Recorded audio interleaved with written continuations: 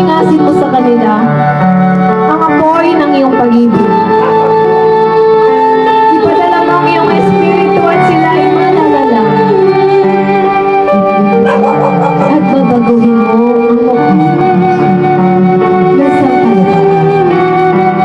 Manalangin tayo. O Diyos, na sa liwanag ng Espiritu Santo ay nagturo ka sa puso ng mga tapat. Ipagkaloob mo po sa amin na sa pamamagitan din ng Espiritong yan ay malaman namin ang matuwid at matakasan namin palagi ang kanyang pag-aliw. Sa pamamagitan ni Kristo, aming Panginoon. Amen.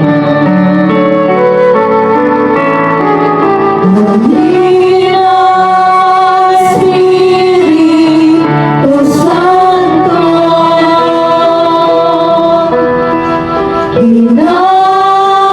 kinakailangan kita. Sigla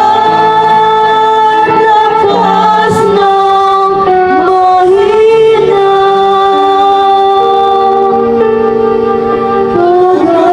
mahina, pag-asa ka naming lahat. Purihin natin ang ating Panginoon. Magsiupo po ang lahat. Sa oras na ito ay pakinggan natin ang ating mga kapatid na magbabahagi sa unang pagbasa. Para hindi na ano.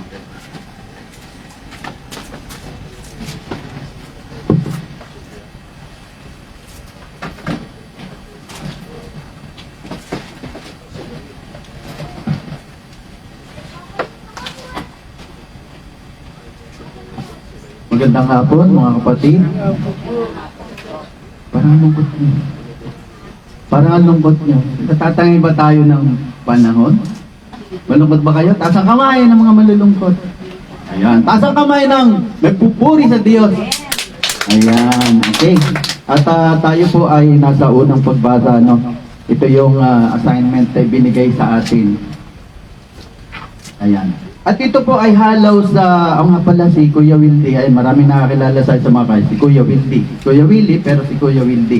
Yan ang maraming nakakilala sa mga choir. Kaya natatandaan ko yung iba, mga kabataan. Ayan. Ang ating pong pagbasa ay hango sa aklat ni Propeta Jeremias, no? Chapter 23, verse 1 to 6. Ayan. Ang titulo nito ay ang pag-asang darating.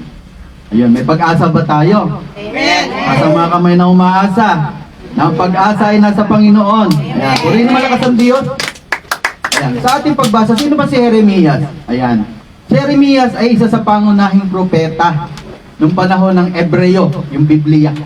Sa panahon niya, siya ay isa siya sa major prophet. Ayan, isa siyang propeta. Hindi lang prophet ha, isa siya sa pinakamalaki propeta. Ilan ba yung major prophet? So natatandaan nyo? 4 ba?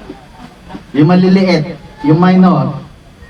Tinuro yan sa Bible 1. Kasi hindi tayo makaka-relate kapag hindi natin naunawaan. No?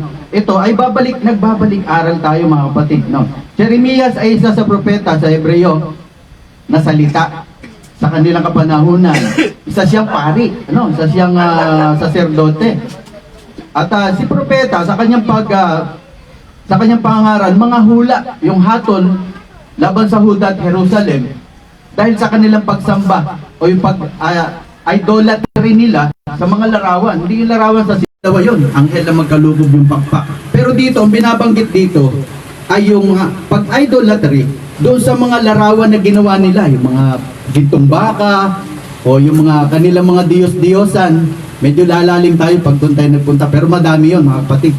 Pag tayo nag-aaral sa Bible 2, madadaanan yan. Makikita natin. At siya ay may titulo na weeping prophet. Yung tinatawag na parang ang naging image ni Jeremias ay siya ay laging umiiyak. Bakit?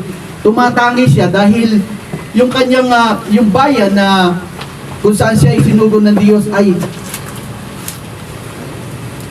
may mangyayari hindi maganda. Masakit din sa kanya yun. Kaya siya ay tinatawag na weeping prophet o siya ay nilalarawan sa isang umiiyak o lumuluhang propeta.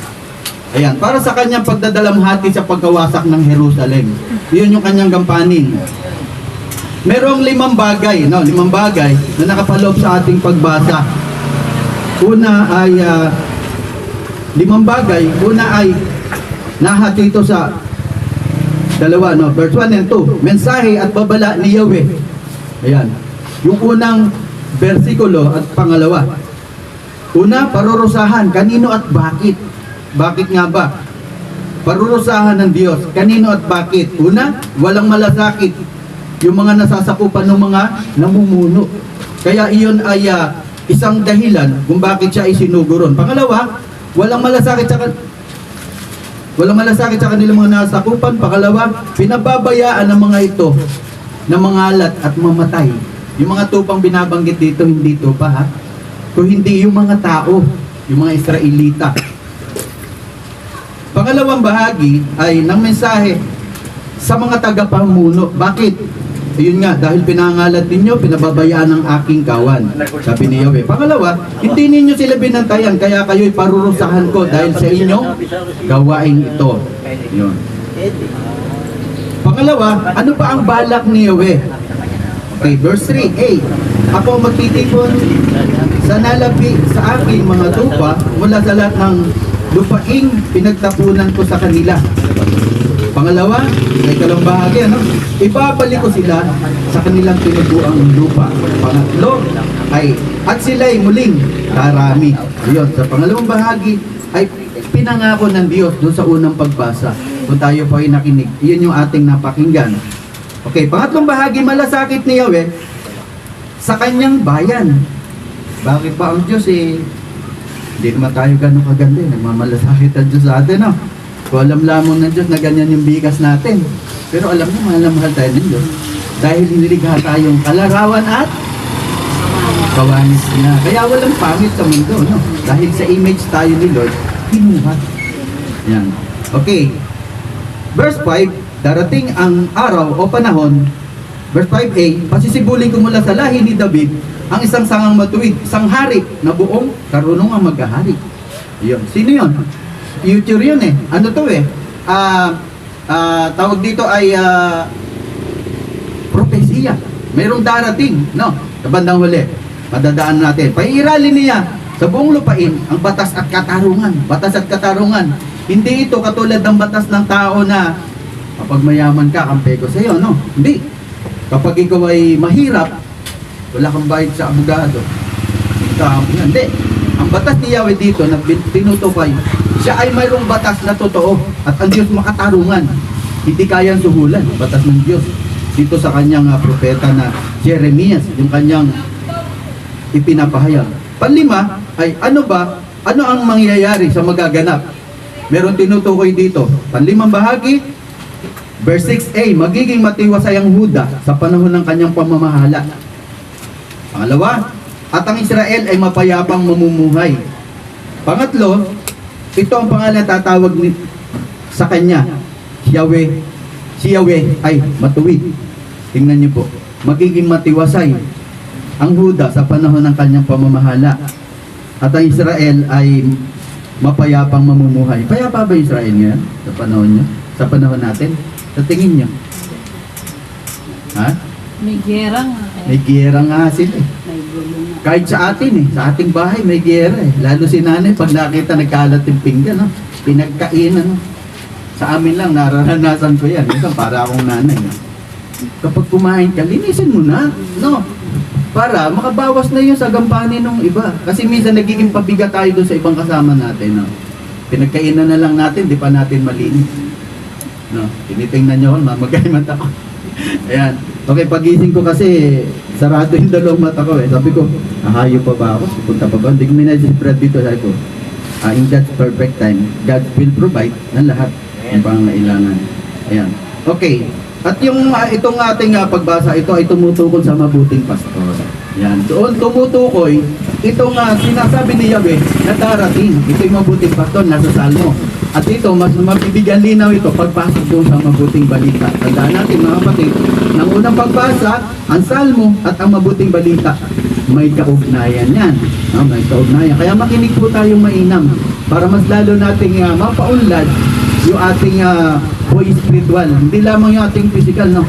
Kapag tayo ay spiritually fit, yon. Ibig sabihin tayo ay uunlad. Hindi na tayo magagalitin, no? Katulad dati na konting marinig lang natin na hindi maganda sa atin, nakakaangil agad tayo, no? At yung pagsasalita natin, ayun, nadinig ko kanina kay ate, hindi man tayo perfecto, imperfect man tayo, pero dadating yung tamang panahon in God's perfect time. Huwag tayong maiinip.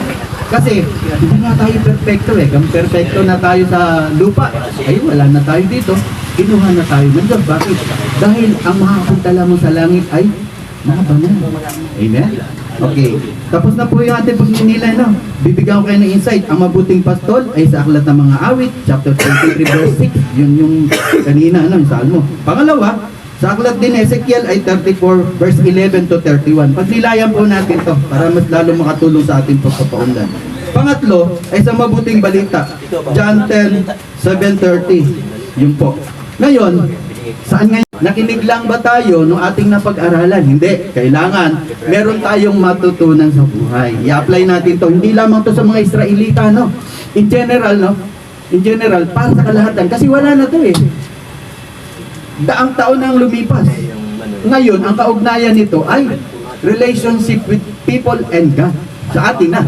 Sa atin na to tumutukoy. Ano ba? Ano ba yung dapat nating matutunan? Ito, meron po ako laging inihahanda. Meron akong 3 bagay.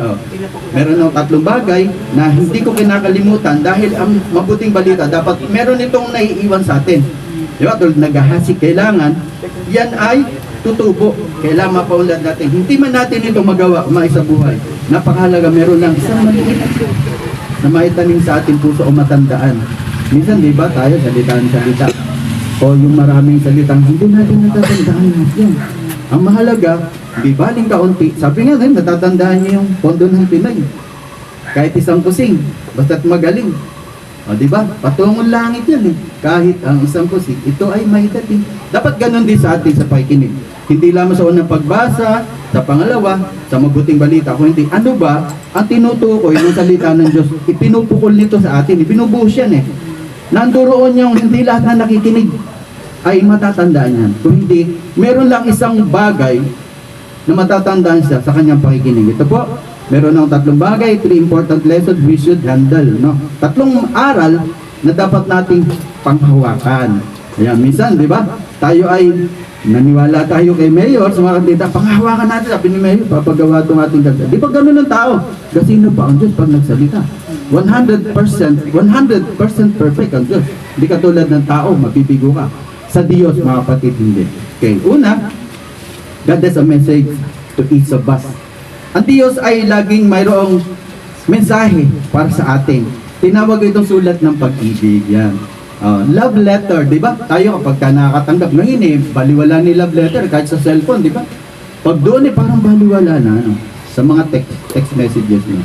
Pero noon, kapag ang sulat ay galing sa, pinadala sa koreo, ito ay matamong, pag dumating yung kartero, tinawag yung pangalan mo, alam mo na, meron kang mensahe. Nagagala ka, hindi mo pa nababasa kung hindi mo alam, kung malungkot yun ang masaya, di ba? Sa atin, dito, ay ito yung mensahe ng Diyos sa atin.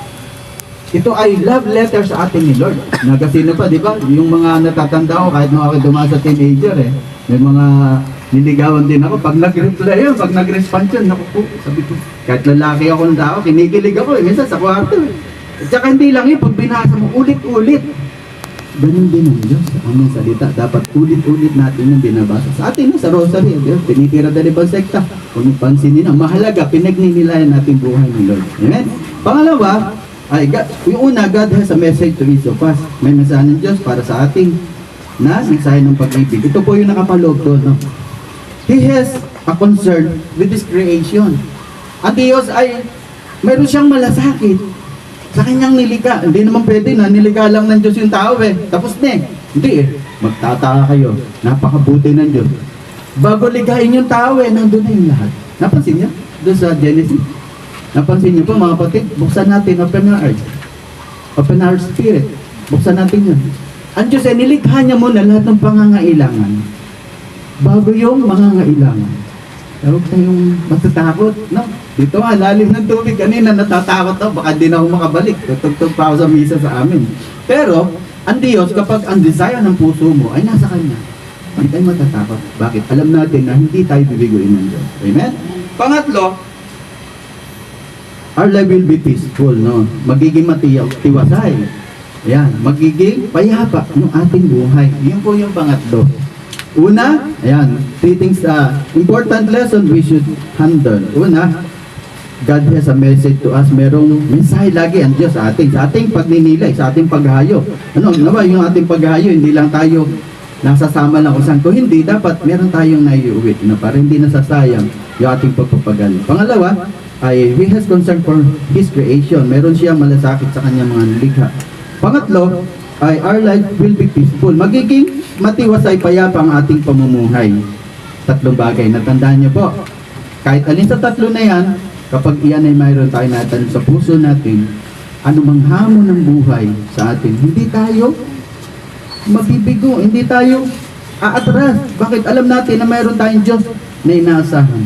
Ito po, dito ako magtatapos mga kapatid.